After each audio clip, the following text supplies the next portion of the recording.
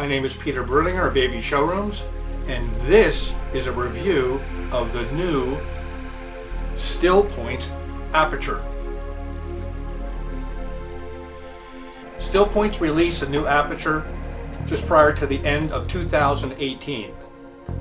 The original Stillpoint Apertures have been in Listening Studio 1 and Listening Studio 2 for numerous months. What they do is they effectively diffuse, absorb, and act as bass resonators. You can hear the resonator as you move it around the chambers inside the unit. We are here today because the new Stillpoints Aperture is way more powerful than the old Aperture. The areas of improvement: significant resonant control and capture of low frequencies. Stillpoints claims they're effective down to 40 Hertz. The current loudspeakers in this system go down to 30. When we installed the new Apertures 4 weeks ago, we were astonished at the increase in clarity. Why? Because it was cleaning up the bass frequencies, allowing the frequencies on top to shine through in a more clear and precise way. We also noticed more spatiality in the system, more detailed retrieval and image placement, and layering that was much more apparent with the new Aperture. They're the same size, 22 by 22 by 3 1/8 inch. They weigh between 14 and 16 pounds. They come in a variety of finishes for the wood surrounds and the front material.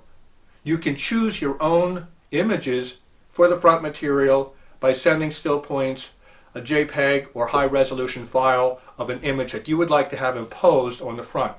You've seen these at shows over the years. So what makes the new Aperture better? Well, there's a new manufacturing process. They've done design work on the resonators inside the unit.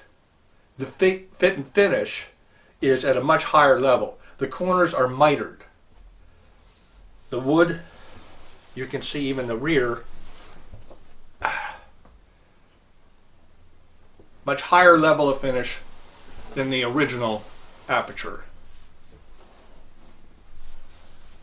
Apertures are room control products.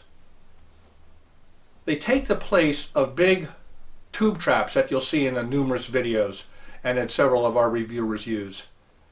They're ideal for more of a listening environment that's a living environment. Now, you're great to have your man caves, and you can put your tube traps, and you can put your big acoustic panels and all over the rear walls, all over the sides of your room. But in a living room, you don't want that. You want to use this. I also think that from all the listening rooms I've been in over the years, the rooms with a lot of treatment, they have there's a little deadness to them. They don't open up. With the Apertures, you really get the best of both worlds. You get bass control through the resonator. You get absorption, and you get diffusion, all in one panel. You don't need that many panels in your listening area. We, in this listening studio number 1, we have the one here. We've showed you the old one so you can see the differences. They're almost identical. And we have 2 on the front of the system that we face. That is what we're going to do a test of today. We're going to show you with and without. And can you hear the difference? So the Apertures are a very powerful tool to control slap echo in your listening environment. As you'll see here, minimal slap echo due to the Stillpoints over on the front positions of the room. They also control bass resonances, bass overhang. One of the toughest things to overcome in a system is when you have a little bit too much mid-bass. And I'm describing mid-bass between 60 hertz and 200 hertz. The apertures are effective down to 40, claim Stillpoints. In our environment, our loudspeakers are flat down to 30 hertz, and we notice a huge improvement when we put the new panels in the system. So let's see if you can hear the same things we hear. The best part of a video review is actually listening to what the components can do. So let's do that next. Can you hear a difference? Then after that, we'll go down and install them with Bruce Jacobs down in our lower level, and then we'll show you how we ended up with the new panels in Listening Studio number 2. Here we go. Okay, let's do the listening test. First, we're going to start with the apertures in place. We have 2 in the front and 1 5 foot behind the camera. We're going to play a track from the Frederick Allaire Trio, Walking on the Moon. See if you can hear a difference with or without the apertures. Here we go.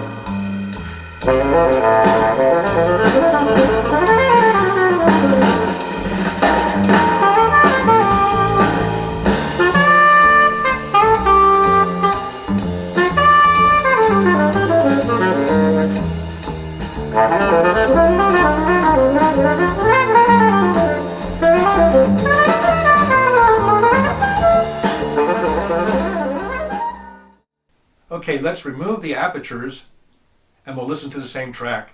See if you can hear a difference. Here we go. Okay, we've removed the apertures. Do you hear a difference in my voice? Let's see if we can hear a difference in the music.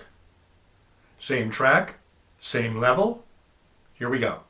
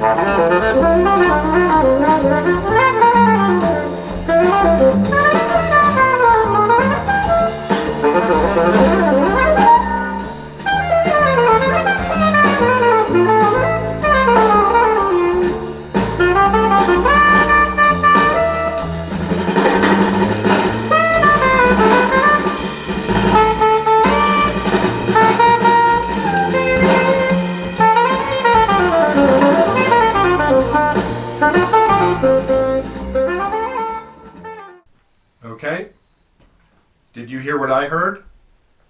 More splashy, the horn wasn't as focused, the bass didn't have the reach, it was a little bit of a mid-bass bump, so the Stillpoints apertures are extraordinarily effective. And to complete the listening session, we have them back in the system. Let's just do 2 minutes of that track so you can hear the apertures back in the system.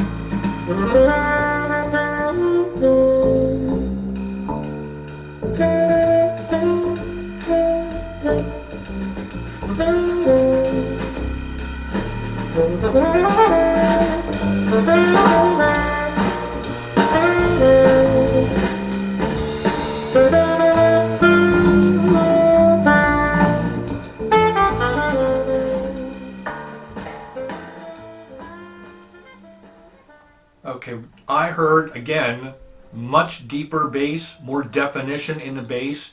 The power of the resonator as a bass control system, a bass trap, is profound. You don't have to have big tube traps in your room. You have good looking panels. You can choose your different finishes of the panels, different color choices of the fabric itself, or custom images of one of your favorite scenes. So the horn, again, more focus on the horn, more delicacy in the cymbals, no splash in the cymbals, just a profound effect the Stillpoint apertures have in the system. Okay, let's move on to listening studio number 2, where Bruce Jacobs from Stillpoints will be installing the original aperture panels. Then we'll show you where we have the new aperture panels and how we've placed them and how easy it is to take them in and take them out. Here we go. So I've asked Bruce to tell us about the apertures and the aperture stands. I've been filming you at shows for the past several years and have been just amazed at the sound differences these panels make. And I understand that now you can use these panels as standalone with their own stands. Could you explain a little bit more about how this came about?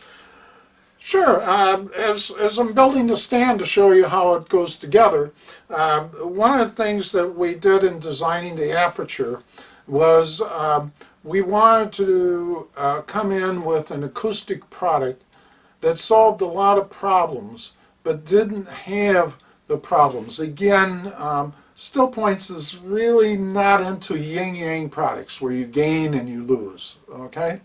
And so we felt that most acoustical products you gain from, as they are, from the acoustical treatment of the room, but you lose when you try to tell a wife that she should accept these into her house.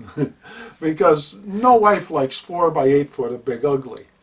And so we were able to develop an aperture panel, which I'll go through later. But today I want to show you how to assemble the aperture stand. And again, just like all other Stillpoint products, you get all the tools that you need to assemble a stand. But it's very easy to assemble a stand. You take the center post with the dual bottom on it, and you always face the button hook to the front. And now all we're going to do, all we have to do is take this stand, and by the way, all of our stands are color coded, okay? So when you put this together, the colors will tell you exactly how to assemble the stand. It's no guesswork. We don't make you try to scratch your head or put the puzzle together. We do it for you. So basically all I'm doing is screwing the feet onto the bottom of the stand. And one of the reasons we selected to do the stand the way we did was we were going to be able to use this stand like we do so many times at shows and in different positions in people's room. And we saw a need for 2 different types of positioning. And the first type of positioning would be, let's say we have to go up against a wall, Okay, if we're up against the wall, we turn it into a T-stand. Hold on.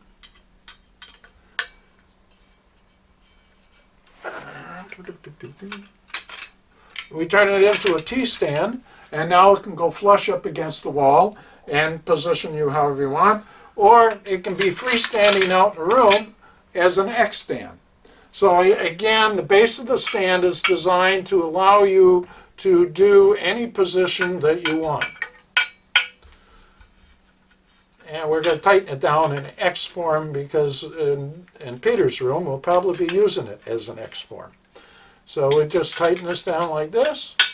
Then all we do is we take the slot, again the top one with the cap goes all the way to the top, and basically we take our next wrench size and we slide a little bar down into the channel. Well, make sure you're straight. Okay, so you can see that in that position.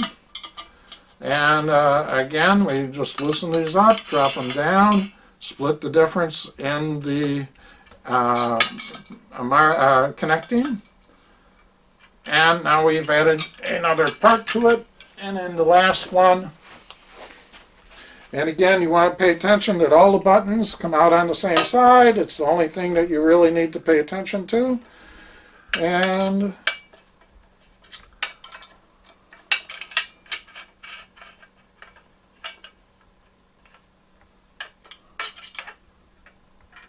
now we brought a number of panels to do a number of different positions in Peter's room because he has certain needs. And so we'll kind of give you some of the applications that we're going to do in his various rooms. Great, thank you very much. So now we're to the Aperture. And the Aperture is a very unique, one-of-a-kind product in the acoustical world. It is the only acoustical product that is a resonator, an absorber, and diffuser in one package. And that gives us a lot of advantages. You can hear the resonator, which takes care of the low frequency, and the absorption and diffusion does the high frequency. And it's an amazing panel. It's a 2x2 panel. It's a trapping system. That's why we're using the frame to trap the energy. And it also is dynamic. And so that allows us to do things that no other acoustical treatment in the world can do. And that leads us to our little setup here in this system as we're building his system. It also lends to the number one priority. We will put this in the system in certain places. But the dynamic panel allows us to do near field placement, which has never been able to be done in acoustical treatment.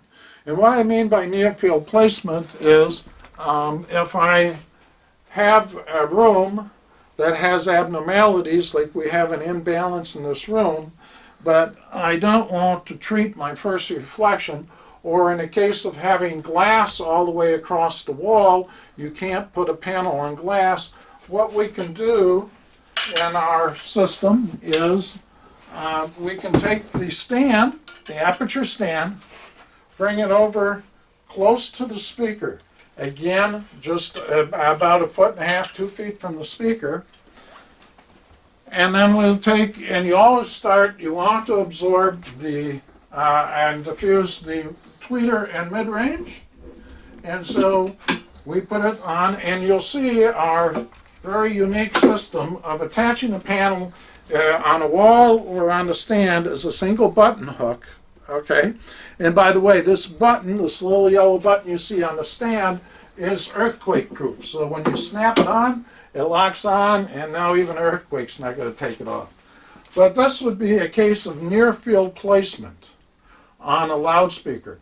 And because of the dynamic abilities of the panel, we can come this close without closing down the sound stage or the spatiality of the speaker. Yet we can correct the room abnormalities because we can stop the pattern of acoustics from striking the walls and striking various aspects. So this would be near field placement of an Aperture panel. Okay, here we are in listening room number 2. You can see that we have an array of 2 apertures approximately 3.5 foot next to the loudspeaker. We're trying to capture the first reflection point from the tweeter. We're capturing some of it here. What we're really doing is we're using them as room boundaries. On the left side of the room, we have a wall and a door. On the right side of the room, we have approximately 7, or a little less than 6 feet of open space back by the bar area of the room. We have a built-in bar in this room. So it's got an imbalance in size, as do many listening rooms. What I find the power of the Aperture in an environment as this is setting the room boundaries. Along with that, you're getting bass control and slap echo control. They're easy to put on and off of the stand. We have the one array over in front of a door that we use all the time. So we're continually just pop it off, drop it down, move it out of the way. 15 pounds, easy peasy. So in this system, the Aperture's room defined number 1, bass control number 2, and let the soundstage open up with the proper balance of diffusion to absorption. So viewers, there you have it. Stillpoint apertures, especially the new ones, with the more powerful resonator, are a key part of our listening rooms. If you can't fit big tube traps or don't want unsightly acoustic panels in your room, this is your go-to product. We wouldn't be without them. Peter Bruninger reporting for AV Showrooms.